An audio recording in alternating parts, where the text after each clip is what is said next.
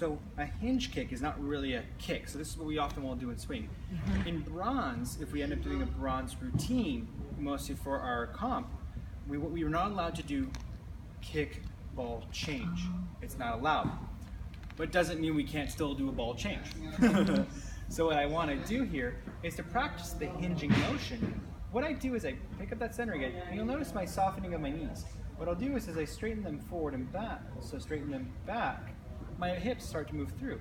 And in swing, if I let my whole body move, you see it's as one unit. So similar to what I do in my rhythm, my other rhythm dances, like my rumba or my cha-cha.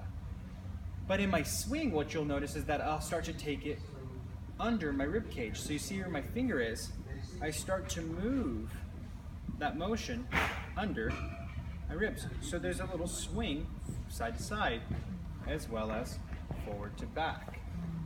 So that's how we're getting that little hinge motion here. Hinge, so a hinge kick. So a hinge, it creates a point. From there, I'm going to continue to lift back center, which creates that ball. So now I've got about 20% of my weight on this foot.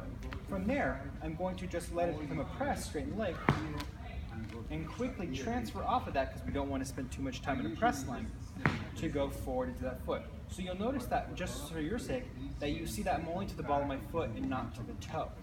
The reason for that, in a swing motion, that leads itself to have a little bit more wind up to get the actions of the motion, which we'll go over later.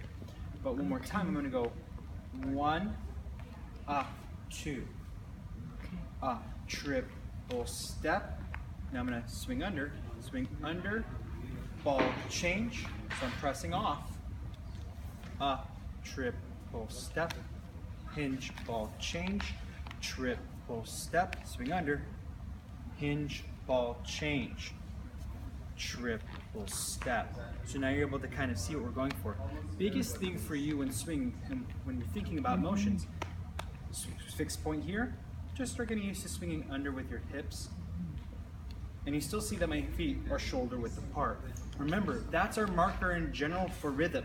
Anything bigger than shoulder width, I can't keep up with the music. Anything less than that either has to be intentional.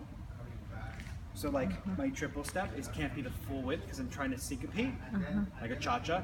Cha, obviously this is together. Cha, so I'm coming together. But if I do that to try to go, you see a cha-cha-cha or triple step, I don't have the support to do my swing, so because the base isn't big enough to support that motion. So always do a nice check in general.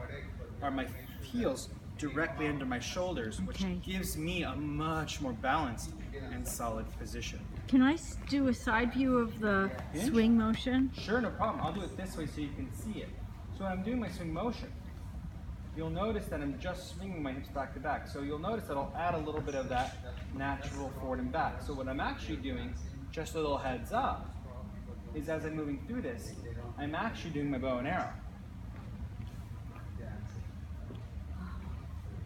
So what we already have. So this is how our rhythm motions have transferred into the East Coast swing. So we still have a lot of our foundation still working for us, even though the application is a little different. Obviously, I'm not trying to go press line all that way through. But I can still, when I take my step, 1, 2, you can still see I have a bend and a straight leg. Bend to straight, and then when I collect, I'm in a nice, happy bow and arrow position. I come through, bow and arrow. Good way to practice it is just this motion here. So I'll come back forward so you can see it again. Ba-dum, ba-da, ba-dum, ba-da, or ba-dum, ba, boom, ba, from behind. Ba-da, ba-da, ba-da, ba-dum, ba-dum, ba-dum, and then I'm able to get through that way I can get through my stuff. Okay.